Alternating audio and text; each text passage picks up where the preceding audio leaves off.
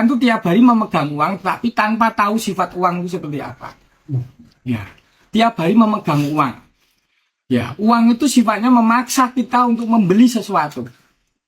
Ya, untuk menukar uang tersebut dengan sesuatu. Dan kemudian kalian kalaupun udah tangga tua, udah rasanya hidup kayak apa. Kemudian ketika tangga muda uang dapat, memiliki kekuasaan. Kekuasaan untuk menguasai barang-barang yang lain. Entah barang itu murah, barang itu mahal. Kemudian dibeli, ini dibeli, ini dibeli. Jadi uang itu akan selalu memaksa kita untuk membeli.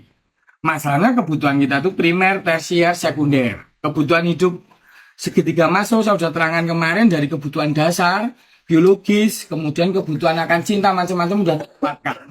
Ya, lebih banyak kalian kebutuhan eksistensi diri, ekspresi diri. Aku ini loh, gitu. Nah, uang itu memaksa kita membeli. Kalau kita bisa menolak kuasa uang tersebut, kita bisa lumayan bisa mengendalikan uang, gitu. Ya, karena kalau enggak sampai tua nanti kita akan jadi budaknya uang. Jadi dualitas itu antara budak ataupun tuan. Kita nggak mungkin jadi tuan atas uang, tidak. Tetapi kita paling nggak mampu mengendalikannya, itu saja. Ya, kita nggak bisa air badai, tapi kita bisa punya akal untuk bagaimana membuat bendungan dan lain-lain kan, seperti itu. Ya, jadi uang itu sifatnya menekan kita untuk membeli. Kalau kalian bisa menolak kekuasaan uang tersebut, itu baik. Terus kemudian uang itu sifatnya berbunga, karena ditukarkan dari uang orang. Jadi kalau uang 50.000 yang saya pegang hari ini, saya kasih ke driver dikasih ke istrinya buat beli sayur, tukang sayur buat beli apa. Uang itu perjalanannya misterius banget. Jadi uang itu sifatnya mengalir. Ya, mengalir terus. Nah, bagaimana kalian bisa membuat tampungan air? Itu berarti apa? Tabungan. Jangan kalian kok ngambil dari orang lain, selalu minus terus. Hidup kalian akan masuk dalam lingkaran kesalahan demi kesalahan terus. Itu sifat uang yang kedua. Sifat uang yang ketiga itu selalu berbunga. Ya, karena itu sebagai alat tukar. Karena semua orang membutuhkan.